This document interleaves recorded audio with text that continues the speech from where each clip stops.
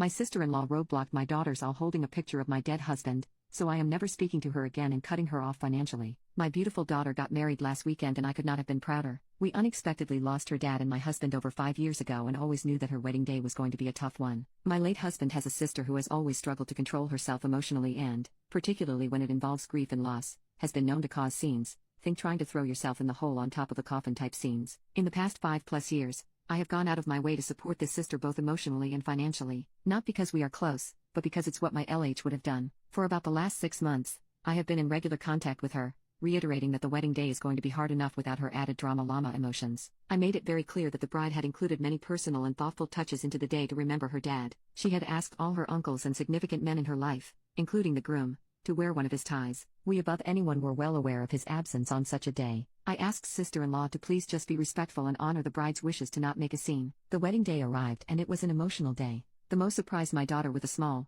tasteful medallion with LH's picture on it, which we tied to her bouquet with many tears. We had lots of talk about how proud he would be, how much he'd looked forward to seeing his baby grow up and happy, and how he would be with us even if we couldn't see him. As my baby and I stood at the end of the aisle before I walked her down, she took my hand and said, "We will not cry. Daddy would want us to be happy." And so began our procession down the aisle towards her beautiful groom. Halfway down the aisle, we were confronted with a roadblock. My sister-in-law had reached out into the aisle holding a large framed photo montage, pictures of my LH including his funeral booklet. It threw us both completely and I was livid. Luckily my love for my daughter and LH was stronger than my anger, and we sidestepped and continued on as planned. I have since been told many people didn't even realize there was a problem. After the ceremony, sister-in-law came up to talk to me. I discreetly but firmly told her she was way out of line and I was disgusted by her stunt. I spent the rest of the evening actively avoiding her and enjoying the moment despite this. She approached me again at the end of the night and I again told her in no uncertain terms what I thought of her pick-me actions. With a few champagnes under my belt, I was definitely less measured than in my earlier interaction. She did apologize and said it was an accident, but I'm not sure you can accidentally bring a whole photo montage to a wedding and then accidentally block the aisle with it just as the bride is approaching.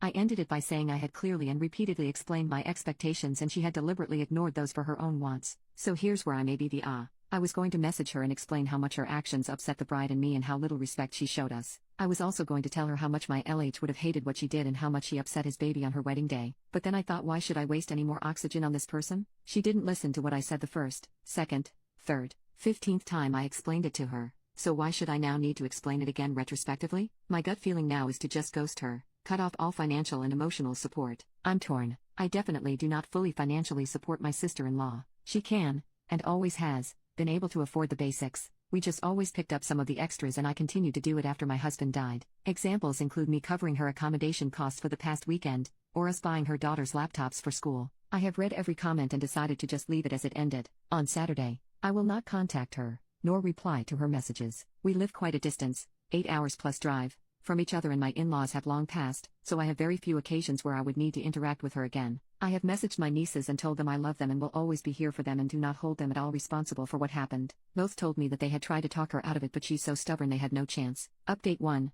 So, it's been a week since I sent my message and she still hasn't seen it. It appears she has blocked me. I guess the trash took itself out. Still nothing from either of my nieces too. My daughter is still on her honeymoon so I will talk to her when she's home. It is completely up to her if she continues a relationship with her aunt or not. I have known this woman for 30+ years and know her well enough to believe that she will eventually read my message out of curiosity, if nothing else. If I ever get a response I will update, but for the moment this is my last update on the situation. Even though she hasn't read what I wrote, I still have peace knowing I said my piece and didn't let her actions pass without being called out.